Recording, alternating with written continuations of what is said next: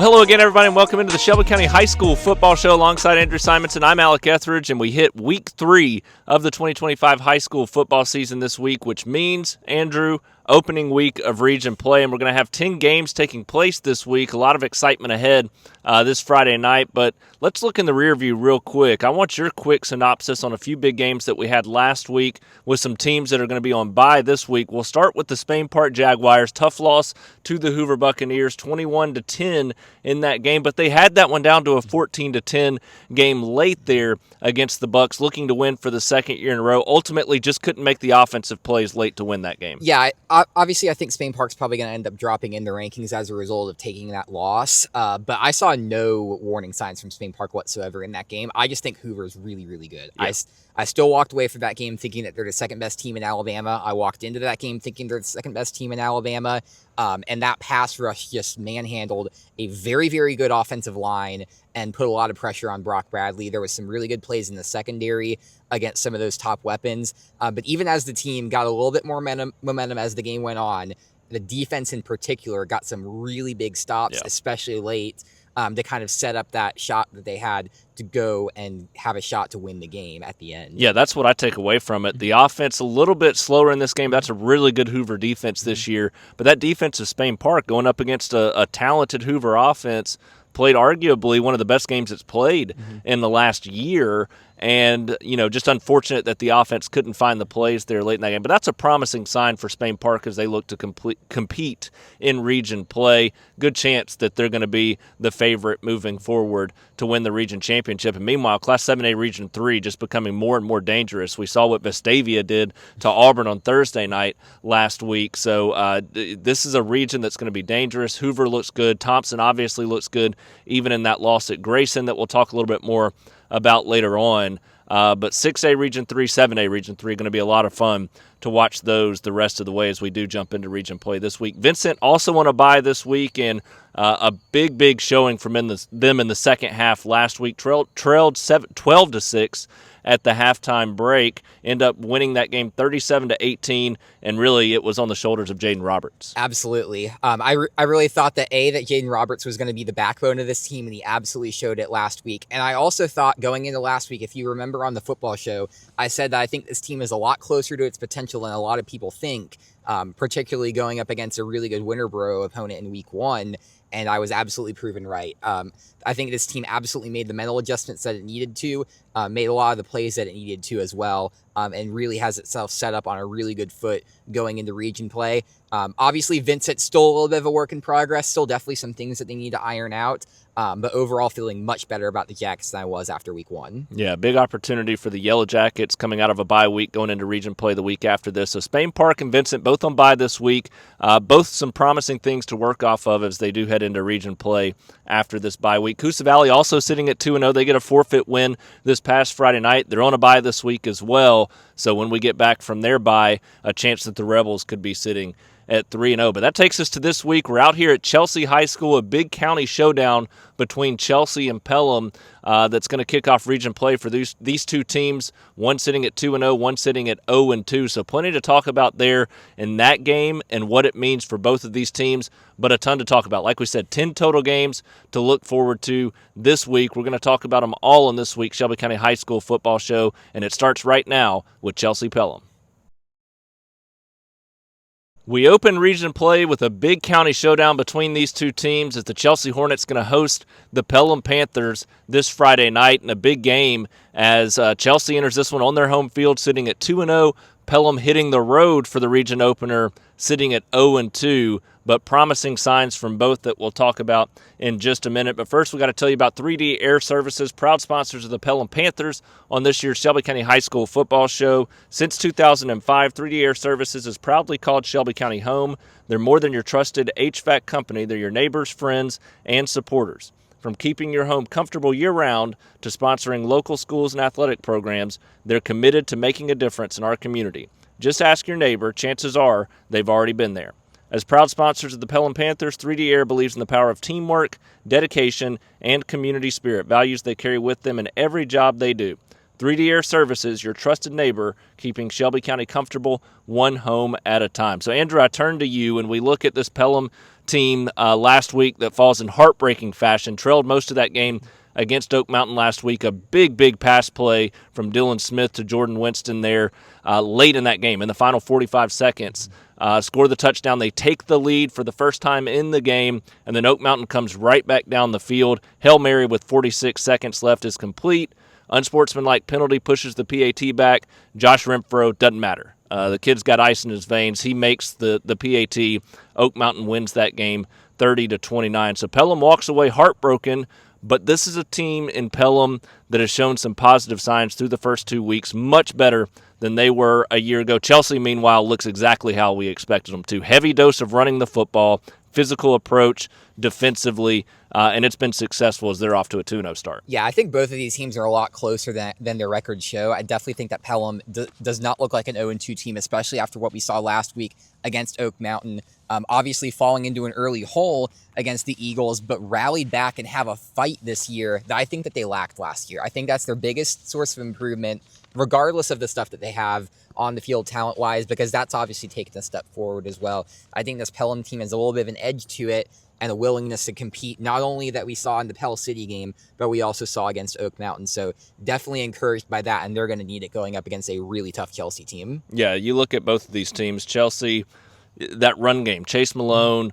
Morgan Barnes, both playing some great football early in the season, a good 1-2 punch there that keeps that running game healthy and fresh going into the second half, where they can really wear down defenses. Pelham, in the meantime, this is a team, what they can do offensively, they can really spread the field out. They've got a strong run game. They can throw the ball down the field. They made some big-time plays when they were struggling there early. Were able to come back and make some big-time offensive plays against Oak Mountain last week. The defense a little inconsistent at times, but again was able to make some big plays when they needed to. So I think when you look at this game for both of these teams, it's the consistency aspect. I think Chelsea's defense has been a little inconsistent at times early in the season, and I think Pelham on both sides of the ball has shown so much flash at times, but they've been inconsistent there as well. Yeah, and because of that, that tends to make me think this is going to be a little bit of a shootout, and it also makes me lean in the favor of Chelsea as well, because even though the defense absolutely needs to take a step up going into the back half of the schedule and is going to need to start playing better and getting some more stops, the offense right now is at a really good level, and particularly on the ground, that I think it's going to be able to pace them through the early part of the schedule. Obviously, Pelham, a very strong team up front. Guys like Joe Hampton, Uriah Bargenier, definitely going to be able to help out in that front seven. But you just look at what this Chelsea team has been able to do to people like Wetumpka, just some really solid teams.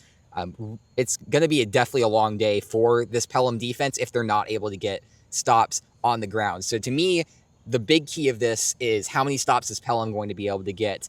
Because Chelsea, I feel like, has more to prove on that defensive side. I think Pelham has an opportunity to flip this game on the defensive side. But just because of the strength of that Chelsea offense, I think they're going to have the edge over Pelham in that regard. Yeah, this is one where, Pelham's going to get one of these games that it looks like the other team may be a little bit better on paper, and it could be this football game. But Chelsea's consistency running the football, I think, is ultimately what makes the difference at the end of the night in this football game. It was a 36-33 win for Chelsea on the road last year, so a tighter game than we probably expected in that one. This year, I think it's going to be a similar kind of game. I think with what we've seen from both of these defenses from an inconsistent standpoint, I think the offenses are going to have some success. There's going to be some explosive plays. And so when you think you're down, you may not be out because that explosive play could be coming at any moment. But I think it's going to be a fun football game, two county rivals to kick off region play. We should get a good battle here at Chelsea High School when Chelsea welcomes Pelham in this region opener. Well, what a finish for the Oak Mountain Eagles last week as they improved to 2-0 off of a Hail Mary completion at the end of that football game. No time left, and you get a big pass play from Charlie Vaccarella to Colby King from the 46-yard line. So a 46 Hail Mary pass, it's caught right there with three defenders around him, goes into the end zone, does get an unsportsmanlike penalty for taking his helmet off.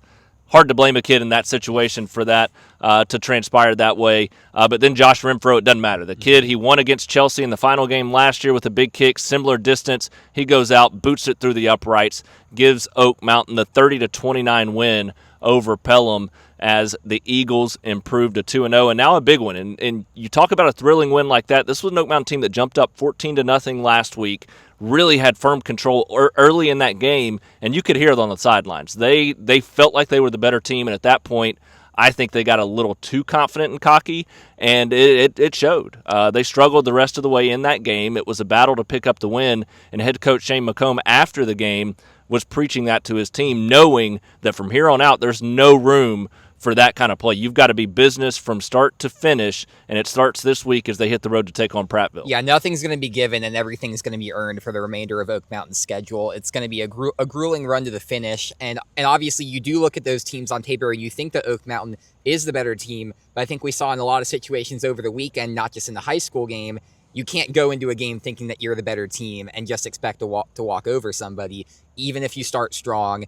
Just because of what we saw Pelham able to do. All the credit to Pelham, though. They did a lot on their end to force that comeback. But Oak Mountain, just a little bit of mental stuff that needs to happen for this team to get to the next level. But that said, on the field, this team looks really, really great, particularly on an offensive standpoint. Another fantastic day from Marty Myricks, who really does look like one of the best running backs in the entire area, if not the state. And he's being paired by a really developing pass game, with a guy in Charlie Vaccarella that I'm curious to hear your assessment. But to me, I feel like that play, especially at the end with the Hail Mary, is the kind of thing that can kickstart a career for a young, promising sophomore. Yeah, a little bit more about him and two other weapons I think are going to make a key impact for Oak Mountain the rest of the way here in just a second. But first, we've got to tell you about Wayne's Pest Control, proud sponsors of the Oak Mountain Eagles on this year's Shelby County Football Show. While the Oak Mountain Eagles are playing defense against their opponent, Wayne's Pest Control is playing defense for your home. This football season, don't let mosquitoes, fleas, or ticks sideline your family's outdoor fun. Wayne's environmentally safe mosquito treatments will keep your yard clear, and their affordable Mosquito Plus program will also eliminate fleas and ticks. Protect your family and pets today and take a bite out of the great outdoors. For quality service and peace of mind, trust Wayne's Pest Control. Call 866-WAYNES1 or visit callwaynes.com to learn more. But Andrew, you just said it. I think Vaccarella and what he was able to prove with his arm at the quarterback position, teams are going to have to start to respect what he can do. He's got a strong arm. He's a young kid. It's only going to get stronger and better as he continues to improve and as he grows confidence and reads from an offensive perspective, knowing what the defense is going to do. That arm's going to get better. He's going to know where to go with the football. But one of the big keys that we saw last week, Colby King, a defensive back player, came over, played offense, made the big catch at the end of the game, had a couple of other catches in the game as well. And then Jaden Aparicio-Bailey, also big-time secondary player, one of the best in the country, comes over and plays receiver, made an incredible diving catch on a bullet of a pass in the end zone for a touchdown from Vaccarella there as well. Those two guys, McComb said it after the game, we got to get them on the field offensively. They've got to split snaps on both sides of the ball because they're just too talented, and they're two of the best players on the field when they're out there. I think that's going to be a big difference maker. They're the two best athletes that Oak Mountain has, full stop. With all respect to the other guys on the team, those are your two best weapons in the secondary on the defense. Putting them over at receiver is an absolute no-brainer with their abilities to catch the ball and make plays with their speed. So the addition of both of those two, combined with guys like Patton Knight, Boston Brewer, this team is starting to really be complete from an offensive perspective. And I think that makes them more equipped to face the shootouts that they had last year with Will Odell at quarterback. Just because now they have an improved run game, they've got an improved pass game. And not everything is on the plays of one guy like it was last year. This is a team with a lot of great athletes across the field, with a more confident system, a more complete system that I think is going to be able to help them out in games like this against Prattville, which, like we saw last year, this was a shootout last year, and I think it's probably going to be a shootout again this year. It's going to be a big test for the Oak Mountain defense, so I'm curious to see how they step up and get stops. But I think this Oak Mountain offense is clicking right now. I think it's got the confidence. I think that not only the win, but I think some of the performance in some aspects, particularly that start against Pelham, are really going to give this team a lot of confidence and a lot of things to build off of going into a game against Prattville, where I think that Oak Mountain is going to have a really good shot to win, and I like them in a close one in this one. I think they're going to start out region play with a win here, and get a really solid victory to go forward on. Prattville sitting at 1-1 right now, fall 21-14 to a really good 6A Pike Road team, beat Stanhope Elmore 43 to 13. So a team that's playing some pretty good football. They've been in a tight contest with a really good football team in Pike Road. Like you, I think that Oak Mountain's balance now on offense makes them more dangerous than they were a year ago, losing this game 35-28. So I think they're going to have a great chance once again. But how do they handle adversity? This is a Prattville team that's going to come out and throw punches. How do they handle that and bounce back? And I think that's the one thing I still need to see them do. Obviously, the Hail Mary last week is one way to answer and face adversity. But when they were up 14-0 and then they started to lose that momentum, you could sense the anger, and they just lost that little bit of focus. This week, they're going to face that again, and how they respond is going to be the ultimate key to me. Right now, I like Prattville in this game. I reserve the right to change that with our prediction picks that you'll be seeing with Andrew's story here shortly this week. But I think this is going to be another one-score game like we saw last year, or at least go down to the fourth quarter. Whether it's Oak Mountain leading by 7, Prattville leading by 7, one may have the chance to make it a 2-score game at the end.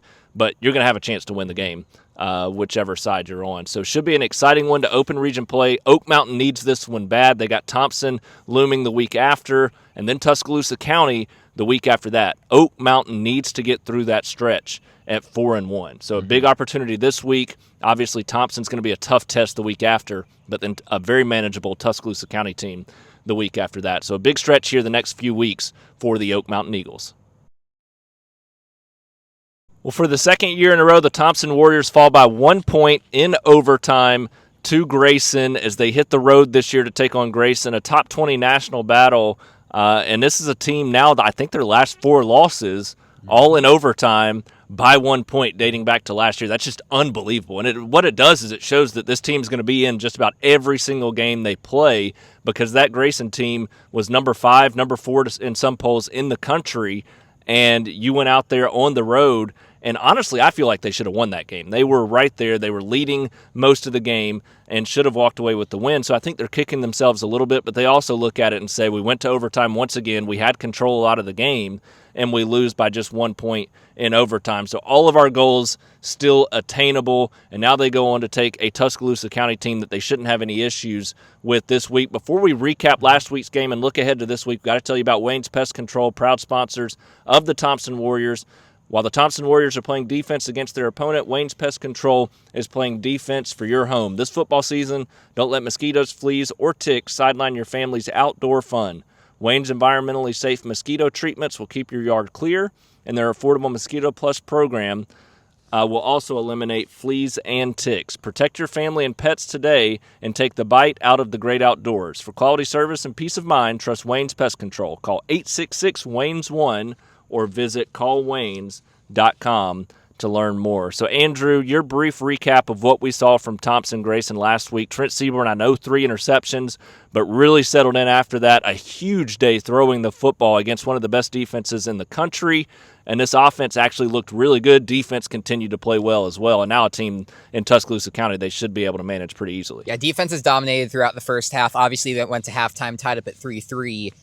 But like you said, obviously, a 3-interception day from Trent Seaborn doesn't look that great on the surface. But you start looking at the film across the plays down the stretch, and he made some great throws. This past game in particular got a ton of great opportunities to make plays, and the defense, too, came up with some big turnovers against a really talented Grayson team that, while it was missing its starting quarterback, still played really well against one of the top defenses in the country in Thompson. And you got to credit to Coach Freeman, because he did tip his hand a little bit last year. He said last year he credited Grayson going on the road against a nationally ranked team. He would have gone for 2 in overtime. That's exactly what he did. Going on the road, he went for 2 in overtime. Obviously didn't end up working out, unlike what happened with Grayson last year. But definitely credit to Thompson for being able to hang in there with a team that's probably going to wind up winning Georgia's Class 6A this year as well.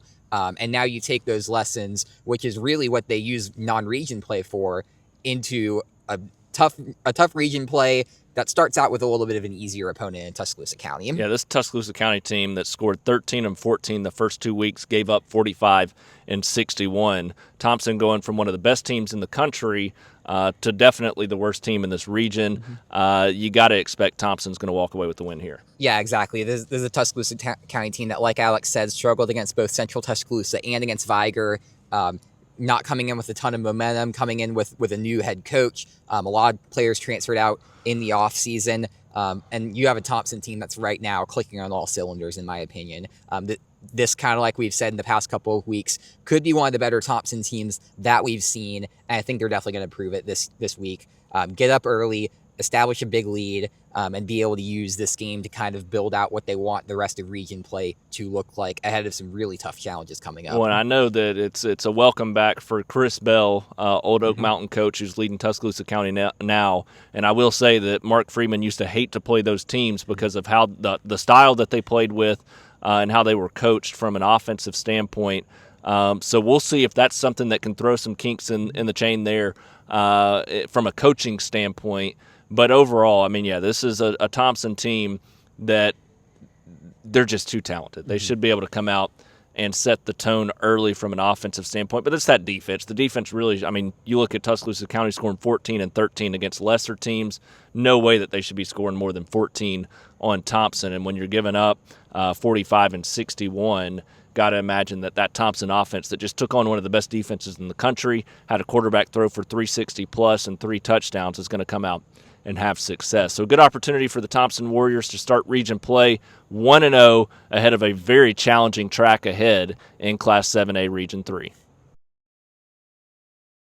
The Helena Huskies got their season underway this past Friday night as they took on McAdory at home, and they fall 34-21, a little bit slow out of the gate there, and that ultimately cost them at the end of the night. That's kind of been the case over the last several years for the Helena Huskies. Slow starts, and then they fight their way back, just not enough to be able to fight back against a really good McAdory team last week, and now they open region play against Chilton County this week. Before we look ahead to what the Huskies have coming up, we've got to tell you about Oak Mountain Hearing, who's proudly sponsoring the Helena Huskies on this year's show. Don't let hearing loss bench you this season. At Oak Mountain Hearing, we help you stay in the game so you don't miss a single play this year. Whether you need help with hearing aids, hearing loss, or tinnitus, Oak Mountain Hearing is here to help. Now open in Pelham, call 205-728-1690 to set up a consultation. Don't let hearing issues affect your well-being. Hear every word effortlessly with Oak Mountain Hearing. Again, 205-728-1690 or oakmountainhearing.com. So, Andrew, this is a Helena team. Last week, it's 34-21 loss. Very good McAdory team. To me, it was the slow start in this game that set them behind the 8 ball and just weren't able to ever recover enough to come back and win. Now they open region play with Chilton County. Yeah, we said going into last week's game that this defense was going to have to be able to establish the tone up front and early against a McAdory team with way too many offensive weapons, particularly on the ground. And they really showed that. It's definitely a McAdory team that showed its strengths on offense. And Helena overall looked fine on the offensive side. Offensive line still has a little bit of growing room to do, but that's expected when they're young. But the pass game looked really good. A couple touchdowns by Davis Kelly, Nate Ferguson looking really good throughout the air. And that run game just being able to just start to get a little bit of traction. And I think once that offensive line develops, you're going to start seeing Dom Santiago explode in ways that he's never before. He has a lot of potential down there in the run game, and I think this offense is going to be really, really good down the stretch. They're going to get another chance to do so against Chilton County. Yeah, this is a big game for Helena. This is a team taking on a Chilton team. Chilton sitting at 1-1, 28-7 loss to a really good Bibb County team, and then 36-14 win over an outmanned Jemison team as well. I do think Chilton County's improved, in particular on the defensive side of the football this year. We'll see if that offense is able to get going. But Helena should be the better team here.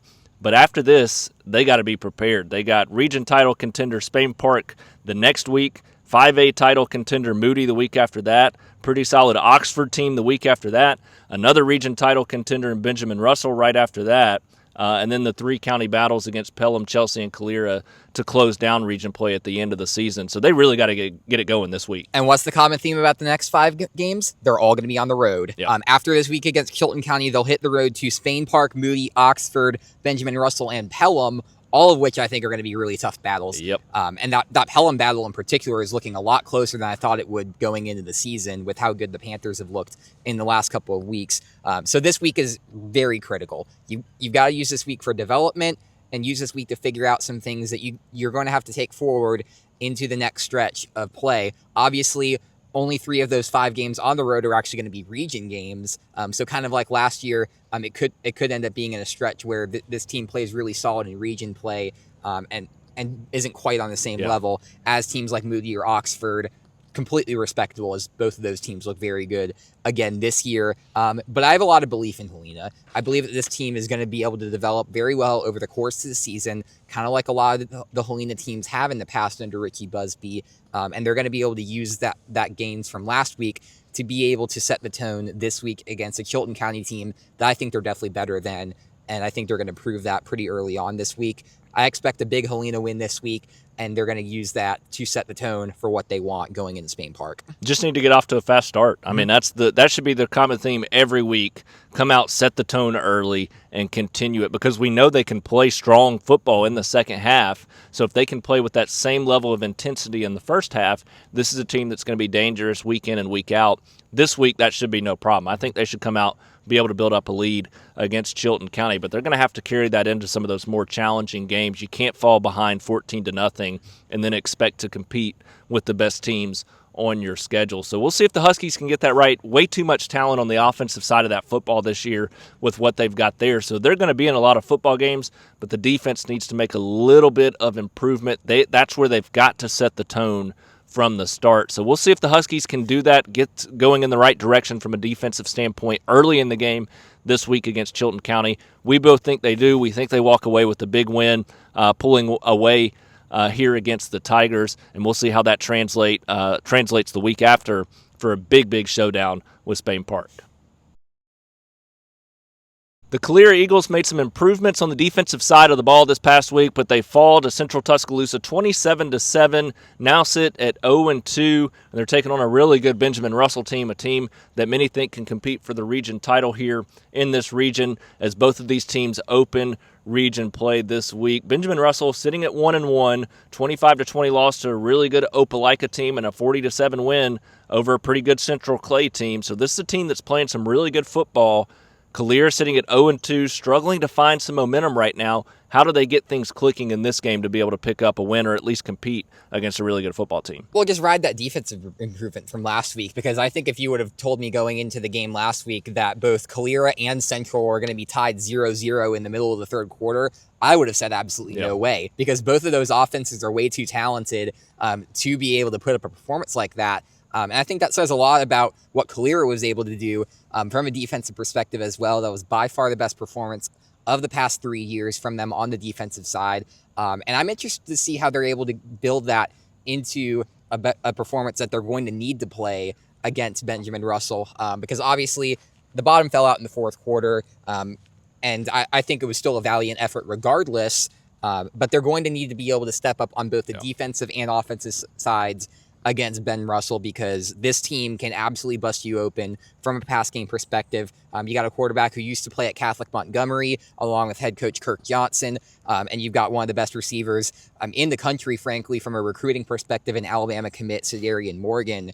So it's a Benjamin Russell team that has been explosive over the last couple of weeks. While they're sitting at 1-1, one of those losses being to a 7A team that will more than likely be in the playoffs, I think Ben Russell is an absolute region title contender, and Calera is going to have to bring its A game this week. Yeah, it's going to be tough. But I mean, just being candid, this is a Benjamin Russell team that's more talented. They're the better football team going into this game. For Calera, to me, it's building, and they're continuing to build this program, gain momentum, find those positive things that they can take with them to the next week. And they're going to have some games where they're going to be able to compete and fight for wins, possibly an outside chance at a playoff spot this year. But this is a tough region, and they're going to have to start showing those positive steps for a full 4 quarters sooner rather than later. Yeah, go ahead. Yeah, that's the big thing. Yeah, that complete performance is going to be what's the key for this team. But I think they got 2 things going in their favor going in this matchup. One, they've got a pretty good pass game under their belt with Jordan Ward and that group of receivers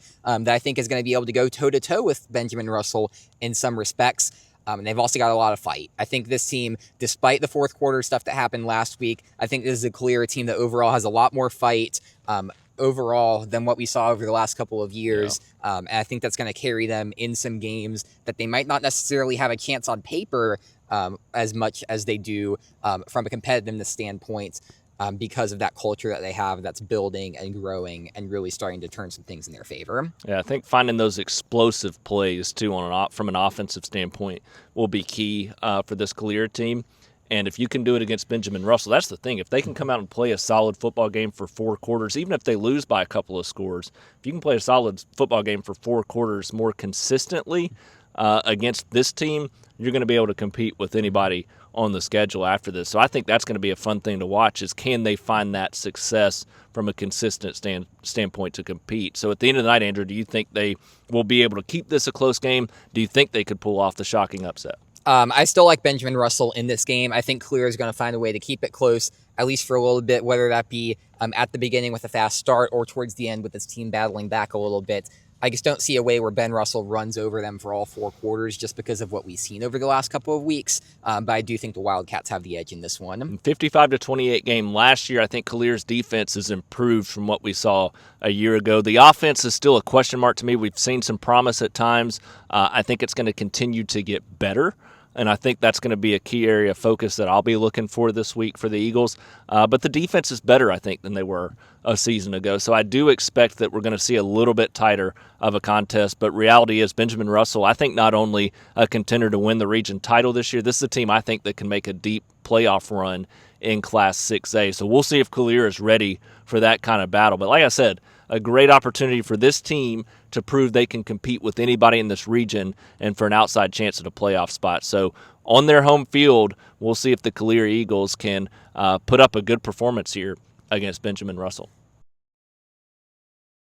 For the second week in a row, the Briarwood Lions struggle on the offensive side of the football as they fall to Homewood 27-0 in week 2, and a team that scored 3 combined points now through 2 weeks of the season, and it's not going to get any easier. Not just this week. This schedule is brutal for the first 5-6 weeks of the season, but this week a state championship contender as they hit the road, Legion's Field on Thursday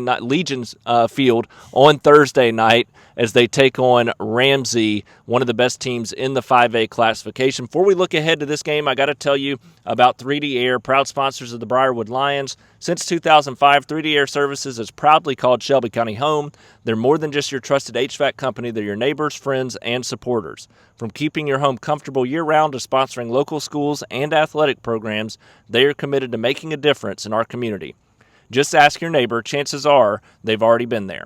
As proud sponsor of the Briarwood Lions, 3D Air believes in the power of teamwork, dedication, and community spirit, values they carry with them in every job they do. 3D Air Services, your trusted neighbor, keeping Shelby County comfortable one home at a time. And Andrew, I think the Lions could use some 3D Air service right now to get their heat going and get that offense in gear, because this is an offense right now, like I said, 3 combined points through the first 2 weeks.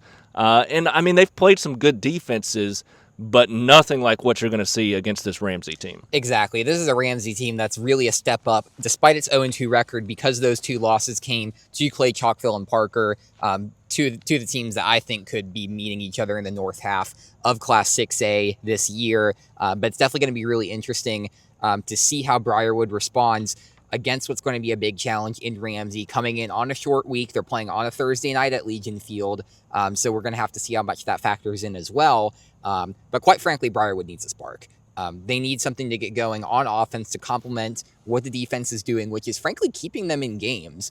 We saw what Oakmount was able to do against a lesser defense in Pelham last week, and we've also seen what Homewood was able to do against a massively outmatched team in John Carroll. And they both have had improved performances on the defensive side compared to what those other opponents that Oak Mountain and Homewood had faced. So this is a defense that has done enough to try to keep this game a little bit close and within some reason to give this offense a chance to get going. But the offense just hasn't served up anything in return. No points last week against Homewood. That absolutely needs to change going into this one against Ramsay. Right now, I really do think that Ramsay is going to win this, and they're definitely going to be well equipped for this one, solely because we need to see something on the offense from Briarwood. Yeah, they're battle-tested against 2 good opponents. This is a team that, like I said, I think they're a 5A state championship contender this year, and Briarwood's just not there yet this year. Last year, this was a team with Luke Reynolds and Briarwood that was a state championship level team, in my opinion. They didn't have him for the first 5 games. They start 0-5. He came back. They dominated the rest of the way. If he was healthy at this stretch, I think they win games like this. This year, though, it's a similar situation. They're reliant on one player that they just don't have. Mm-hmm. They don't have that player offensively right now, and I think that's a big key. I think the defense can play well enough at times to keep them in football games, but eventually they're going to have to find that answer, and that's the question mark right now. Exactly. And you got to look back at last season, obviously with the 0-5 start and the 5-0 finish. You can point back to that if you're Coach Forster and the coaching staff, because now you're 0-2. Obviously, those 2 games don't count for region play. Those 2 games don't count for playoffs. But in theory, you have 3 games to get right in order to save this season to make the playoffs. And it's going to be tough games. You've got Ramsay, then Carver, then Winona. But you've got 3 chances, basically 3 strikes and you're out in this region, because I do think it's going to be kind of a similar situation to where a lot of the teams that we expect going into the year from last year, guys like Corner, guys like Carver, guys like Winona, guys like Ramsay, are all going to be up there at that level where they were this year. Obviously, you've got teams like John Carroll and Hayden who are going to provide more opportunities for easier wins. But you've got to get at least 2 wins against that core pack of 4 that's probably going to make the playoffs in order to sneak yourself into that conversation.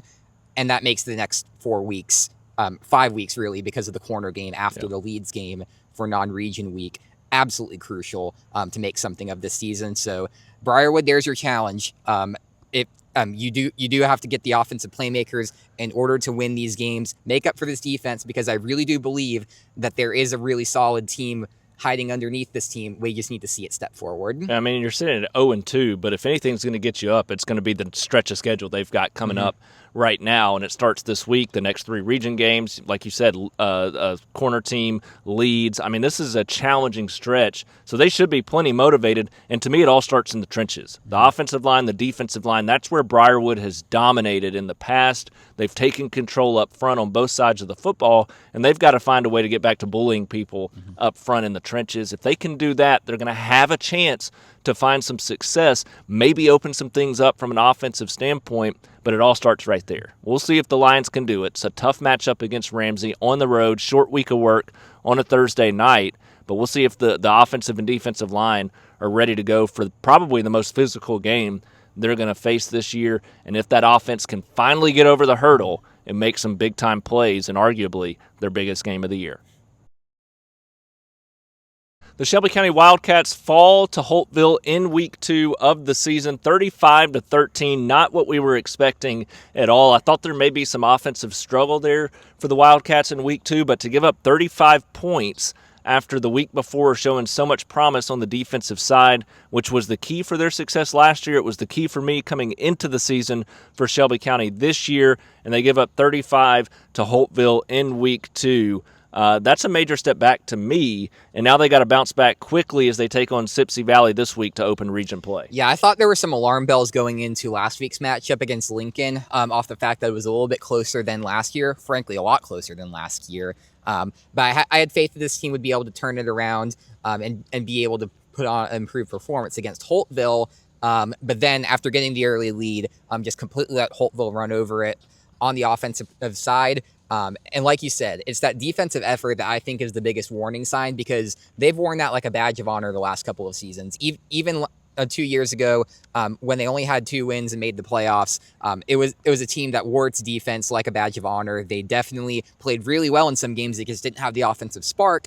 You throw back to last year where they had both things clicking on the same side, and then now this year where it seems like everything's taken a little bit of a step back. And quite frankly, this team has a lot of answers that it needs to put up against a Sipsey Valley team now that they have that played them in a really close game last year. Now they get them at home, obviously, and this is a massive prove-it game for the Wildcats. This is one of those games that I feel like is going to be very crucial in the playoff race, and is going to be one that this coaching staff and this team really needs to put an emphasis on, and they need to make a statement here. Yeah, I mean, last year this was a 15-7 game. But that was part of a stretch a year ago where they gave up 14 or less in 4 straight to start the season. The defense was just playing such good football early in the season last year, and now with their offensive struggles early this season, the defense is going to have to turn it around quickly. I mean, ultimately, this is a Sipsey Valley team, 1-1. They have a 69-6 win over a 2A Greene County team and a 62-27 loss to a 6A Jasper team. Don't really know much about this team. But just judging from last year, Shelby County seems to be a step behind of where they were a year ago. Won this game tight 15-7, is that defense going to be able to quickly fix things and do what they need to win what's likely going to be another tight game this year? Well, that's going to be the big question. I think this defense absolutely has the tools. You look at all three levels, like I've been saying over the last few weeks, this team has the talent to really make an emphasis and an impact on the defensive side. They just got to go out and prove it. Need to make the mental adjustments and be able to get across the line and play each week like they're hungry, like they were the last couple of seasons, out to make a statement instead of being the front runners that I think that they've maybe positioned themselves in over the last couple of weeks going into this season. So I definitely think that Shelby County, like I've been saying, this team has the tools to be really good. But because of that, I think they need to prove it, and I think this game is a little bit of a toss-up. But I think the offense, though, even though they're struggling to cap off drives, they're getting a little bit more diverse. You got a big touchdown last week from Ryan Sipes to Dominic Woods, 10 completions on 24 attempts for 153 yards.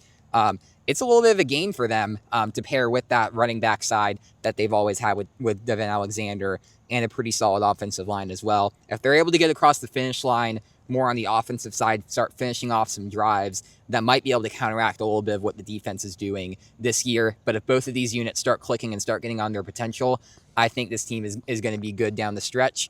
But this is the game where you start to turn things around. I do like Shelby County to win, but this game's going to be really, really close. And it's huge. I mean, this is a team, and I think what helps is they were humbled a little bit last week. This was a team that entered the season maybe a little too confident. It's good to have confidence, but story tradition-wise, the program has struggled the last several years until last year where they finally got things going. So you should always have a chip on your shoulder right now. Some of these guys should remember the struggles that they've been through. I think last week humbled them a little bit. I think they're going to put in a good week of practice and preparation this week and come out determined and hungry to win this football game, start region play on the right foot. I do think the defense bounces back a little bit, maybe not as good as we want them to or they need to be for the rest of the year, but I think they're going to have a bounce-back game on that side of the ball. And like you said, the offense just finishing off those drives. Eventually it's going to start to happen and happen consistently with what they have balanced-wise now this year as well. So I think finally they start to see a little bit more success on that side. I think things come together for them this week, but this is going to be some challenging games that determine last year 2 seed in this region. If they can continue to play well throughout the rest of the season, they've got some big things to fix to be a region title contender, which is what we expected of them coming into the season. So we'll see how the Wildcats handle that. If they can bounce back this week, we both think they're going to do that and pick up a win here in this big matchup. The Montevallo Bulldogs now 1-1 after they fall 33-0 to Sylacauga this past Friday night, and this is a Bulldogs team that's struggling early offensively this season. They scored 14 in the opening win over Tarrant, win that one 14-6. I do think the defense has played okay this season, especially with a lot of these guys playing both sides of the ball, but now they open region play with a Northside team that's playing some great football right now on both sides of the ball. The Rams have wins of 56-6 and 42-0 through the first 2 weeks of the season. So that's a combined 6 points that they've given up and north of 90 that they've scored this year, almost 100 points there from an offensive standpoint. So Montevallo is going to have to find answers quick if they want to win this football game. Before we talk about this matchup, got to tell you about Montevallo Main Street. Whether it's Friday Night Lights or a quiet Saturday stroll, there's always something special happening on Montevallo Main Street. From unique shops and local dining to community traditions and small-town charm, it's the kind of place where neighbors gather and Bulldog pride runs deep. Make downtown part of your routine before the game, after the game, and all year round. And after this week's game, Saturday morning, don't forget, get up, get out to Orr Park. Tinglewood Festival returns, one of the best festivals in Shelby County each year. This Saturday, a celebration of art, wood carving, live music, local flavor. It's going to be a ton of fun, some great food, some unique art that you've never seen with the woodworking that goes on there. It's a lot of fun, so get out to Tinglewood Festival this Saturday. So, Andrew, this is a Montevallo team that's going to have to really turn things around quickly if they want to be able to pick up a win against this really good Northside team. Yeah, absolutely. Obviously, getting shut out last week against Sylacauga, not what anybody wanted to see. It's a team that played with a little bit more fight down the stretch in the second half, but they just couldn't overcome the early hole. The defense in particular had some moments early. They shut out Sylacauga from a touchdown perspective early on, and then got and then got 2 early fumbles. So definitely some positives on that side. You look at historically, that's been a strength for Garrett Langer as a former defensive coordinator. That's really what carried the Bulldogs forward in their couple of playoff runs in the 2020s. But the offense kind of dug itself in a hole there, especially early with the pick six and the safety. You can't be giving yourself a leg back in that solely because of the mistakes that you're making on the offensive side, just because that puts you behind the 8 ball and you now have to make plays to make up for the turnovers and the lack of plays on the offensive side early. I think this is a really good Northside team. We saw them win this matchup in a lopsided fashion last year, and I think that Northside has the edge once again this year, solely because we need to see this Montevallo offense really take a step forward. If they're able to do that and they're able to start competing with teams across this region, they'll have a chance for some more wins down the stretch. But this is a Northside team that I think is a borderline top 10 team in Class 5A. Going into Tuscaloosa, I think this is going to be a difficult matchup. Yeah, I agree. I think this is a really good football team. And the biggest concern is Montevallo's offense going up against a defense that's given up just 6 points through 2 weeks of action. And that's just too much to fix in 1 week. I do think you can see some progression, and that's what they're going to look for. The defense has played well at times, but when your offense is not moving the ball and you're just putting those same players right back on the field for defense with a short field, it's going to put you in some bad situations. And ultimately, I think that's going to be what costs them at the end of the night. Hopefully we see that progression from the Bulldogs this week, but right now, with the offense struggling going up against one of the best defenses in Class 5A this year, it's going to be a big opportunity for them, but can they handle that and match that? That's going to be the question mark going into the game. So we'll see if the Bulldogs can create some confusion, make this an interesting game here against a really good Northside team. If you can compete in this one, you can compete with anybody, so a great opportunity for them in the challenge that lies ahead, but some question marks that need to be answered for the Montevallo Bulldogs right now to see if they can reach that success this season. Well, that takes us to the AISA and the ACSC. We've got Cornerstone hitting the road to take on Trinity this week. The Chargers sitting at 2-0 with wins of 44-14 over Southern Prep and 50-22 over Snook. The offense and defense both playing well right now. Trinity sitting at 0-1, falling 42-27 in their opener against Springwood last week. Evangel, they'll be taking on River Oaks this week. Evangel back in action this week after a bye week. So the Chargers, or the Lightning, sitting at 1-1. They lose their opener 26-24. They win game 2 40-8. Now enter this big game off of a bye week. So, Andrew, 2 good opportunities for both these teams to pick up some big wins. Yeah, we'll start over at Cornerstone, taking on a brand new team in Trinity Christian. Played their first game of football against Springwood. And Cornerstone, they were a little shaky at times last week against Snook, but they still played well enough to win big. I don't think this team is quite at its full potential yet, but I think that full potential is going to be really scary once they get there. I think they're playing well enough now against the teams that are less than them to win these games. But this team is still really good in its current state.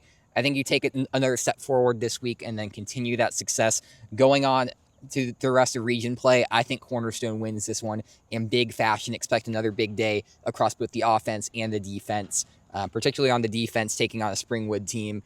A Trinity team that was able to put up a little points against Springwood, but we've seen that defense be suspect already against Coosa Valley from a Springwood perspective. Yep. And then with Evangel, quite frankly, you could have put this in a game of the week slot as well, because you've got one of the biggest 8-man tests that you could face coming into Alabaster in River Oaks, a team that won its division of nationals last year over Southern Christian, had some problems, had to forfeit most of their wins from a year ago, but this is arguably the biggest test left on Evangel's schedule and one of the biggest 8-man tests that they've ever faced as a program, even when you look at teams like Arundel Parrott and some of the teams that they faced down at nationals like Tennessee Heat, Freedom Cowboys. This is going to be a really good test for them. They've had a week to prepare, and they've looked good so far this season, especially with that APA game. I think they showed they can really tangle against some of the teams that they're going to be facing in nationals. But I think River Oak might just be a little bit better right now. I'm leaning towards them right now, but I think this is a really good learning test for Evangel going into ACSC play. And if they win this game, I think they're going to cruise down the stretch. Yeah, looking at the Cornerstone game first real quick, I think it could be a little bit closer than maybe we expect. But at the end of the day, this Cornerstone team's playing well on both sides of the football. Offense has been consistent. Defense has been consistent. That's what you want. I think they're going to cruise to a win there against Trinity. As far as the Evangel game goes, this is you look at 8-man football and you expect these teams to be going back and forth up and down the field offensively. This could be a fun defensive battle between these two. River Oaks, the 22-14 win to get off to their 1-0 start. Evangel, we've come to know that their defense has been arguably as good as their offense, as explosive as it has been the last couple of years, the last several years. That defense just been so talented. I think we're going to see a lower scoring 8-man game than you typically expect. And I think that gives either of these teams a chance. I'm leaning toward Evangel picking up the win. Like you said, be a huge win for them and a confidence boost going the rest of the way for a chance to get that 8-man ACSC state championship yet again this year. So we'll see how the Lightning handle arguably their toughest test of the season, and if Cornerstone can improve to 3-0 this week there in AISA play and ACSC play. Well, that brings us to our SCR Stars of the Week segment, and another great week of action, some incredible performances to talk about from this past week. So, Andrew, I turn it over to you to get your 2 stars this week, and then we'll come back. I'll give you my 2 as well. Yeah, we're going to start out with the Oak Mountain side with both Jaden Aparicio-Bailey and Colby King. Both had great touchdowns, obviously with the Hail Mary catch mixed in there as well, and then both had spectacular plays on the defensive side, making plays in the secondary. These are guys who have wheels and can use them on either side of the ball. Fantastic athletes, like we mentioned, that need to get involved with this Oak Mountain offense and defense. It's rare that you have a two-way guy at the 7A level, but these guys are just undeniable. And having 2 on the same team. Yeah. Exactly. This team is definitely going to need to use these guys to be able to challenge for playoffs in the difficult Region 3. So big shout out to both of them. They definitely set themselves up for a strong start to region play. And then Jaden Roberts over at Vincent. We said that Vincent needed a spark and something to push it over the line, and they got against BB Comer with Roberts. 33 carries for 216 yards and a couple touchdowns as well. Just really paced that offense, which is really key with the first-year starter in Lane Mims. This offense being able to rely on the run game very heavily with the second-year running back is going to be absolutely massive for this team going into region play. Yeah, and Andrew trying to get the Oak Mountain faithful back on his side after picking against them the first 2 weeks. Since I may be going against them this week, I'll go ahead and do some prep work there. I'm going to go with Charlie Vaccarella as one of my 2 stars this week. The Oak Mountain quarterback, 16-28, 219 yards through the air, 2 touchdowns. That great Hail Mary throw in between 3 defenders just fell perfectly, was right where it needed to be. Obviously, luck is involved there, but a great night for him. He threw some bangers of some passes, bullets right on target. He's going to be a guy that defenses now have to respect from a throwing standpoint, even as young as he is. So great showing from Vaccarella in that game. And Trent Seaborn going on the road, taking on arguably the best defense in the country when you look at what Grayson provides and what they put together from a defensive standpoint. He did have those 3 interceptions, but he faced that adversity, bounced back in what was an early defensive battle, and he found success. 362 yards and 3 touchdowns. And honestly, even with those 3 early interceptions, that was a game in which Seaborn and the offense and Thompson kind of controlled things throughout that game and had a chance to win that one. Tough that they didn't. Still feel like they may have been the better team at the end of the day. But Seaborn with a great night there in giving his team a chance to win with those 362 yards and 3 touchdowns. So those are 4 SCR Stars of the Week. We've got some honorable mentions we also want to talk about. We start with Ken Arago at Spain Park, 133 receiving yards on 9 receptions. Marty Myrick's another Oak Mountain player, that offense and the success they had 2nd week in a row. He goes over the century mark, 113 yards, 2 touchdowns running the football. And Chase Malone, also another big week for him, 2nd week in a row of going over 100 yards, 19 carries, 159 yards, and a touchdown in that one. Andrew, I know you had one more you wanted to mention as well. Yes, also Davis Kelly for Helena going for 114 receiving yards. And out of his 3 receptions, 2 of them were for touchdowns. So great night with him linking up with Nate Ferguson. Yeah, so overall across the board, some great performances there. The offense is playing well early in the season, and I think those players just going to continue to get better and better as we go along. Region play opens this week. Big impact moment. Great time for some stars to emerge and make themselves known. We'll see who we're talking about on next week's show in our SCR Stars of the Week segment. That brings us to the end of this week's Shelby County High School Football Show, ahead of a big week of region play, Andrew. We got some fun ahead. What's the big thing on your radar as far as your bold prediction for week 3 of the season? I think Nate Ferguson and the Helena Huskies go for over 300 yards passing against Chilton County. I think this team is going to be set up for a really big game, and I think through the air they're especially going to show their dominance. Yeah, I'm going to go to the game I'll be at right here at Chelsea. Chelsea welcomes Pelham to town. I think these two combined for 80-plus points this year from an offensive standpoint. I think we've seen success from both offenses. We've seen some inconsistent play from both defenses throughout the early portion of the season. And last year, 68 combined points, so only need 12 more after that. So we'll see if that can happen. But both these offenses, I like the weapons that we've seen. So, Andrew, real quick, closing thoughts from you as we look ahead to the region opening week of region play. This is a massive prove-it week for everybody. I know we kind of said that last week with a lot of tough tests, but now the excuses are over. You're in region play, and I think a lot of these teams are facing matchups that either they're heavily favored in or could be really close matchups. So I think for many of these teams, they're going to have to go out, take the lessons from the last couple of weeks, put it all together, and really show some signs that they want to be playoff contenders down the stretch, because I think you have a lot of teams at a crossroads right now. How they respond this week is going to be absolutely crucial. Yeah, region plays here. This is when the games really start to matter. The first couple weeks, always a lot of fun, ready to get back after it. You got some big matchups, some local matchups. We've seen that flare early in the season, but this is where it's time to buckle up and get going. It's region play time. From here on out, there's no excuses.